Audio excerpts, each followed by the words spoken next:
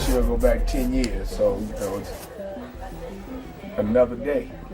I'll let you all have just a little more conversation and then we're done. Right. I would say anybody who grew up on my block had to be tempted. But Hammer used to, people used to like test them a little bit and just to see if he was, dancing Hammer. Suge Knight just dropped a bombshell that there's one OG that even Jay-Z feared, and it's not Tupac or Biggie. It's none other than MC Hammer. I tip my hat to Jay-Z. That's a cold move right there. He played it cold. That man is not to be played with. He's not to be played with. Shocking, right? But according to Suge, Hammer wasn't just a dancing machine. He had serious street cred and connections that made even the top dogs think twice. Everybody knew that I had 200 employees. It wasn't no secret. So what you think? I was paying them in hamburgers? So somebody was paying that payroll and it wasn't falling. So why exactly did Jay-Z tread lightly around Hammer? Suge's got the tea, and trust me, it's about to get real messy. Let's dive in. MC Hammer isn't the guy you want to mess with. Just ask Jay-Z, who found out the hard way. Sure, Hammer's all about flashy style, those iconic parachute pants, and non-stop energy that screams friendly dance machine. But don't let the good vibes fool you. Was like, do you go with Suge? He's like, well, he's a gangster. You don't want to get Do you go with Easy? You hear all the stuff talking about, he was taking the money. So we thought, we'll go with the Church Boy. We'll go with MC Hammer. Beneath the upbeat music and slick moves is a dude who does not play when it comes to respect. Seriously, Hammer's street cred is no joke. It's on par with heavyweights like Suge Knight, 50 Cent, or Diddy. Even they've hinted at how dangerous Hammer can really be when pushed. Apparently, Jay-Z didn't get the memo. And true to form, Hammer didn't hold back, showing him who still calls the shots. It all popped off back in 2010 when Jay-Z dropped a verse on Kanye's track, so appalled that felt like a straight-up jab at Hammer. Jay went in, referencing Hammer's financial struggles from the 90s, rapping, "Hammer went broke, so I'm more focused. I lost 30 mil, so I spent another 30, because unlike Hammer, 30 million can't hurt me." Ouch. That line hit like a sucker punch, and it made people stop and go, wait, did he really just go there? One thing's for sure, dragging someone over their past like that, especially MC Hammer, was bold. Hammer wasn't about to let it slide, though. First, he hit up Twitter to vent, accusing Jay-Z of selling his soul, a rumor that's been swirling for years but hit differently coming from Hammer. But he didn't stop at tweets. Oh no, Hammer turned the heat way up with a diss track and music video called Better Run Run.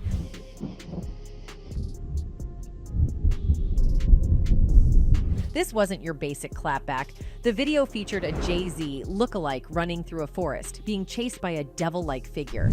Then, in a wild twist, Hammer shows up, baptizes the Jay-Z character by a lake, and basically flips the script in the most theatrical way possible. This wasn't just a diss, it was a full-blown statement. The motivation behind this diss track initially seemed to stem from a Jay-Z rap on a Kanye West track that referenced MC Hammer's widely known financial struggles in the mid-90s. However, MC Hammer revealed that his feud with Jay-Z was primarily rooted in Jay-Z's past use of Christian imagery and themes in his lyrics and music videos. In the interview, MC Hammer, who is an ordained minister, specifically points to Jay-Z's tracks On to the Next One and Empire State of Mind as being particularly offensive to his religious beliefs. I made the Yankee hat more famous than a Yankee can. You should know I bleed blue, but I... As previously reported, Jay-Z refused to be drawn into a beef with Hammer, telling BBC One Extra he wasn't aware the 90s rapper's financial woes were off limits. He added that he had lots of respect for Hammer, and that he says so a number of times in his upcoming new book. But nevertheless, Hammer reckons he's won his beef. He rambles on, I am declaring victory because the diss video, showed a whole lot of people who were not aware that Jay's dissing of Hammer's faith is how you are getting down. Suddenly, the tables turned, and Jay-Z, one of the most untouchable names in hip-hop, found himself on the defensive. Not long after the drama exploded, Jay tried to smooth things over in an interview, saying Hammer might have misunderstood the lyric. He even went as far as bringing up his book Decoded, pointing out how he'd shown respect for Hammer in its pages. But let's be real, the tension was thick. You could hear it in Jay's tone, like maybe, just maybe, he realized he'd poked the wrong bear. Hammer wasn't someone you take shots at lightly, and it seemed like Jay was starting to figure that out. I said some great things about him in the book that I have coming out. That wasn't like a cheap plug. But MC Hammer's rap career may have been marked by catchy hits and iconic dance moves, but behind the music was a shadowy past that still fuels whispers of intrigue and danger. His rise to fame didn't erase the echoes of a life steeped in gangster lore, one that arguably positioned him as more feared than even hip-hop's most notorious names like Suge Knight. Before the fame, before the parachute pants, there was Stanley Kirk Burrell, a young man navigating the tough streets of East Oakland, California. Raised in a financially struggling household by a single mother after his parents' separation, Hammer grew up surrounded by crime and substance abuse. Despite these challenges, he credited his love and respect for his mother as the driving force that kept him from succumbing to the temptations around him. Still, Hammer's name became synonymous with power and respect in the underworld. Rumors of his past swirl with tales of his fearless demeanor and calculated moves. From alleged ties to notorious gangs to orchestrating operations that left even the hardest criminals wary, Hammer wielded his influence with an almost mythical finesse. Hammer was raw dog. He did his thing. I actually used to like him. I mean, you know what I'm saying? On the real tip. People be talking, talking about Hammer, but run up on it. Hammer. Run up on him. His enigmatic presence and ability to command respect in the darkest corners of society elevated him to legendary status. Stories of his audacity and unflinching resolve spread like wildfire, painting a picture of a man who thrived in danger and carved out a legacy that extended far beyond music. While the truth of Hammer's past remains a labyrinth of mystery, one thing is certain: the man behind the music is more than just a rapper. He's a survivor, a hustler, and in his own right, an icon who straddled the line between two very different worlds. Fame is a double-edged sword, and very few people can really deal with fame. If you were given a choice between fame and fortune, take the fortune. Back in the day, young MC Hammer was all about making moves. He had a hustle going, scoring tickets from Oakland A's players thanks to his older brother's connections, and flipping them for some extra cash. But Hammer didn't stop there. He'd bring his trusty radio, hit the parking lots, and bust out dance moves to entertain the crowds. Those early days weren't just about making money. They showed off his love for dance and entertainment long before he became a household name. Pants came about in 1978 during the disco era. In my city, one of the hot things was suits from the 40s. Talk about a lucky break. MC Hammer caught the attention of Charles Finley, the Oakland A's owner, with his undeniable talent. That meeting changed everything. At just 9 years old, Hammer landed a gig as a clubhouse assistant, which was pretty wild for a kid his age. But he wasn't just there to hang around. His hard work and dedication left a mark on Finley and the team. Hammer climbed the ranks fast, and by his early teens, he'd earned the title of vice president. As the assistant to the owner of the team, whose name was Charles O. Finley, and I was made the youngest executive vice president in America. I went on 8. Baseball played a significant role in shaping MC Hammer's identity. During his time with the Oakland A's, outfielder Reggie Jackson noticed a striking resemblance between Hammer and fellow outfielder Hank Aaron, renowned as the Hammer. As I became a musician known as MC Hammer, at the time, Reggie Jackson had named me Hammer. Following high school, MC Hammer pursued higher education at a local college, but soon became disillusioned with the experience. Opting for a different path, he enlisted in the Navy and served for several years, earning an honorable discharge. During his military tenure, he and a roommate crafted music demos right in their barracks. Post-service, Hammer ventured into the music scene, briefly joining a gospel hip-hop group called the Holy Ghost Boys. This diverse journey laid the groundwork for his multifaceted career in the music industry. You in the wrong place, wrong out of here, and we won't. Following his military service, MC Hammer pursued his passion for music by securing a substantial loan from a couple of former Oakland A's players. This financial support allowed him to establish his very own record label, which he named Busted Productions. Under this company, he founded Bustin' Records, an independent label where MC Hammer assumed the role of CEO. I want to battle you, and I want to get the glove. The glove would be like the prize. Right, like the passing of the torch, maybe? Well, something like that, yeah. Something like that, but... Rebranding himself as MC Hammer, which symbolized Master of Ceremonies, he recorded his debut album titled Feel My Power and independently released it in 1987 on his own label. This milestone marked the inception of his music career and set him on the path to becoming a prominent figure in the music industry. On the mic just to let you know, no denying on what what you've been trying. The West. Through unwavering determination and tireless effort, MC Hammer achieved a remarkable feat, selling over 60,000 copies of his debut album. However, his breakthrough moment arrived in 1988 while performing at an Oakland nightclub. There, he caught the eye of a record executive who was thoroughly impressed by his talent and promptly offered him a multi-album contract with Capitol Records. Reflecting on the moment, MC Hammer recalled, "I was a student at the time, so I'm like, I can't even conceive what $10,000 looks like. I don't even think I can spell it." Literally 10 minutes later, the phone rings, and the guy goes, "Hi, this is MC Hammer. I'm calling from Capitol Records." With this pivotal deal, MC Hammer reissued his debut album under the title Let's Get It Started, incorporating additional tracks. The album featured standout singles such as Pump It Up, Turn This Mother Out, They Put Me in the Mix, and the titular track. Subsequently, his third album, Please Hammer, Don't Hurt 'Em, hit the shelves in February 1990, boasting the chart-topping anthem, You Can't Touch This, which sampled Rick James's Super Freak. This iconic track further cemented MC Hammer's position as a prominent figure in the music industry. You can't touch this. Yeah, that's how we living, and you know, can't touch this. MC Hammer faced legal turmoil when Rick James sued him for copyright infringement over You Can't Touch This. The dispute was settled out of court, with Hammer agreeing to credit Rick as a co-composer, granting James a share of the song's considerable earnings. Rick James explained to Musician magazine, "I put a very operatic vocal structure on it because I'm really into opera. You probably hear a lot of that in my music." Yet this wasn't the sole instance of legal entanglements for MC Hammer regarding copyright issues. Despite these challenges, he persevered and continued to achieve success in his career.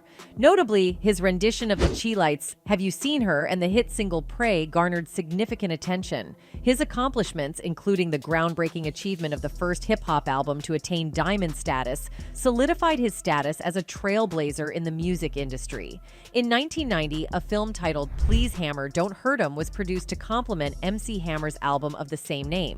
In an interview with Maria Shriver in the early 90s, Hammer shared an intriguing detail about his career. He had insured his legs for an astounding $10 million.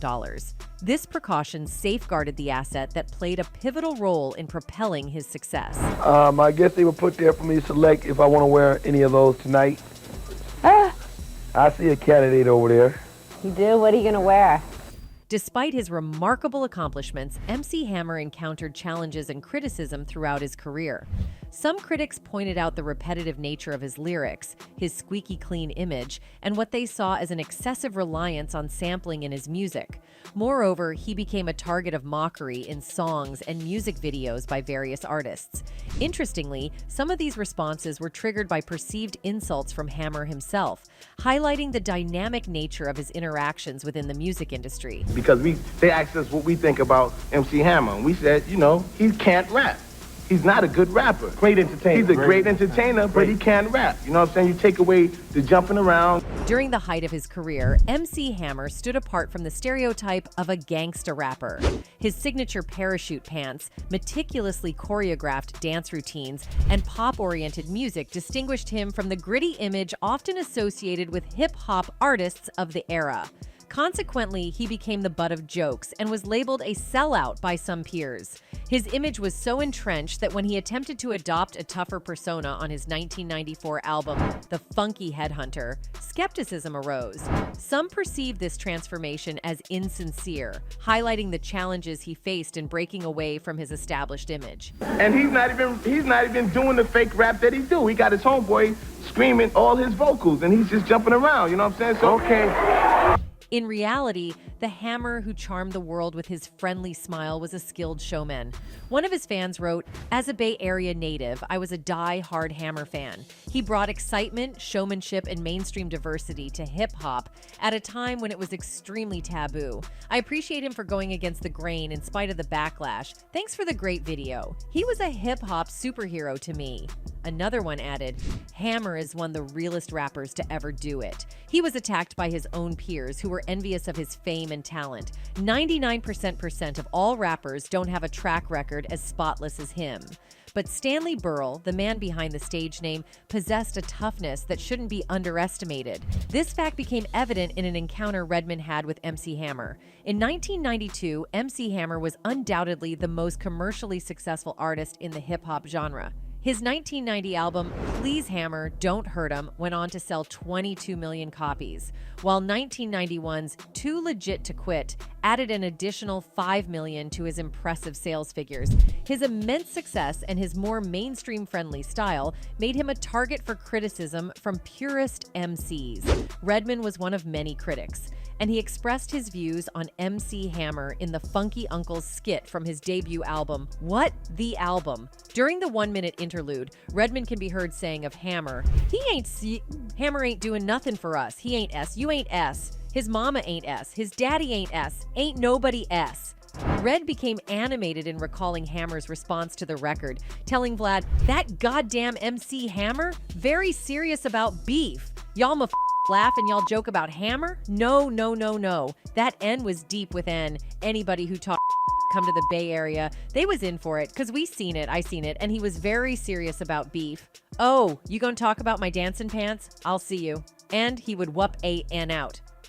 In a 1994 interview on Rap City, MC Hammer mentioned that he had heard the skit Funky Uncles by Redman, and it didn't sit well with him. He expressed his displeasure by saying, Redman, when he came out with his album, he has a little skit on the front of it that says something about Hammer.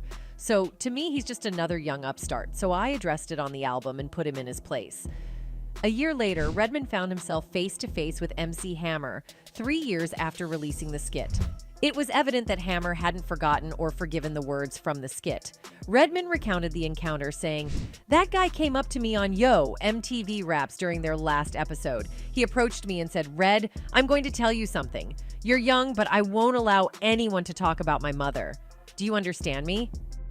Redman, recognizing the seriousness of the situation, responded, yes, sir. To provide context, Redman mentioned that before this encounter, the Hit Squad had been in the Bay Area and had almost faced a confrontation. He recalled, we were already in Oakland with EPMD, and we almost had to leave quickly because they had people here, there, and everywhere, and it felt like we were boxed in. They weren't playing around, and we had to get out of there. Returning to the confrontation on Yo, MTV Raps, Redman further explained, he shook my hand and said, you're a young artist and I appreciate what you do, but always remember, I won't tolerate anyone disrespecting my mother. In recounting the events to combat Jack in 2012, Redman was even more descriptive, saying, and think Hammer's a sucka. Hammer don't have play. Hammer don't play. He dances and he's very athletic and he'll whoop a NSA. Red also noted how conciliatory he was at the Yo MTV Raps encounter, saying his response when Hammer expressed his dissatisfaction about Red's words about his mother was, Yo, Hammer, man, you was big! Look, man, I ain't got no beef with you, my dude. You a OG. I'm a young cat. Between September 1990 and 1991, 3 significant hip-hop acts hailing from Oakland, California, attained platinum album certifications. Digital Underground led the charge with their album SX Packets, achieving platinum status. In January of the subsequent year, Too Short joined the ranks with his album Short Dogs in the House, also earning platinum certification. MC Hammer followed suit 2 months later with his iconic album Please Hammer Don't Hurt 'Em, completing the trio of Bay Area artists with platinum-selling records. Notably, all 3 artists had inked deals with major record labels, primarily based in New York, or in the case of Hammer, Capitol Records in Hollywood. I was in the streets before Hammer, as far as like the music and stuff. Yeah. I was making records before Hammer. Despite their overlapping circles, Too Short recently disclosed a feud with MC Hammer during the late 80s and early 90s. The leader of the Dangerous Crew even admitted to using some of his memorable singles to diss his neighbor Hammer. During an appearance on the Questlove Supreme Pandora radio show, Too Short provided insights into his career. He reminisced about crafting special request mixtapes, garnering support from neighborhood hustlers for his music, and establishing a fruitful partnership with Jive Records and executive Barry Weiss. In a segment titled MC Hammer, Too Short expressed frustration at witnessing Hammer receive more favorable media attention compared to himself. Sometimes 10 years later, that favorite song, it was just that moment. It was great in 2005, but in 2021, we're not really checking for that song. In 1990, Too Short reflects on the Oakland hip-hop scene, emphasizing his long-standing friendship with E40, who was steadily building his reputation in the neighborhood. However, when it came to discussing Oakland's hip-hop landscape, Too Short's counterpart was MC Hammer. He recalls Hammer's renown for his dancing prowess and his rise to fame through his affiliation with the Oakland Athletics organization. Many of Hammer's friends attended the same high school as Too Short, and he was acquainted with the entire crew. Despite this, Too Short admits he didn't even know MC Hammer's real name at the time. I've been numbing down my lyrics on purpose. My lyrics, they don't appear to match my intellect, but that's on purpose, because there's a genius in being Too Short. Too Short recollects how Hammer and a guy named Ace used to dress alike and perform identical dance moves at clubs, drawing crowds and becoming popular for their dance skills. But Too Short had no idea that Hammer was involved in rapping until he released his song, Let's Get It Started. But he came very shortly after and did big things. And I've always been an admirer of Hammer because of the way he did it. As the story goes, one day, Too Short encountered MC Hammer with 4 bodyguards and an entourage of about 20 people. Someone inquired about Hammer's identity, and Too Short, feeling confident in his own popularity and fame, responded that he didn't know who he was and didn't care. He had heard about MC Hammer a few times, but had never connected the dots until someone finally clarified the situation for him. We were at odds, so to speak, at a young time, but it wasn't like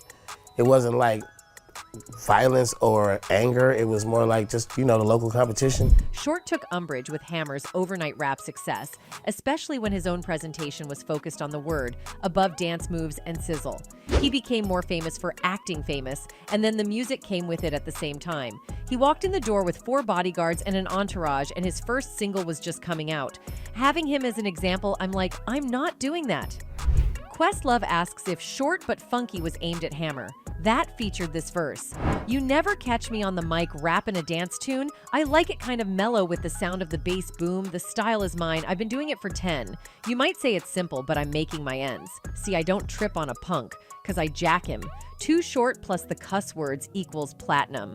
What would I look like dancing on a stage? I wave my hand and do it like the old days. But some dumb fool want to take it out of hand. With 50 million dancers and a big old band. That ain't me. I'm from the old school. Play the instrumental, get the mic, and I'm cool. The guest confirms, I was doing lines at Hammer. We all were. I had a lot of songs at Hammer and Hammer references. He continues, so I'm saying sh't like that in the record. We're down the streets from each other and talking lil sh't about each other to our mutual homies. There'd never be any friction because they are thugs and we're thugs and we all know each other. But Hammer do like sit on the F couch with Arsenio Hall and say, where are you from, Hammer? I'm from Oakland. How's hip hop out there? He further said, well, I'm the only rapper from Oakland, laughs. Like, I'm never going to be invited on Arsenio. You're gonna sit there and tell the whole F world a lie? Like, he would do S like that, and that was his character. He poked, I poked back. Back in the day, Short admitted that he had his sights set on MC Hammer as a target for his dissies, but he wasn't content with just taking shots at him. Artists like Third Base, the D.O.K., and LL Cool J were also in on the dissing action. It reached a point where they decided to really go all out against Hammer. People used to test them a little bit, see if he was dancing Hammer. I've heard people tell stories like they caught the wrath of MC Hammer ain't no punk. Short later revealed that he now considers Hammer and his crew as family and friends. And I think that was probably where our whole little unwritten feud, our unadvertised feud kind of just went away. Too Short says that his longtime musician engineer Al Eaton pressured him to sound like MC Hammer.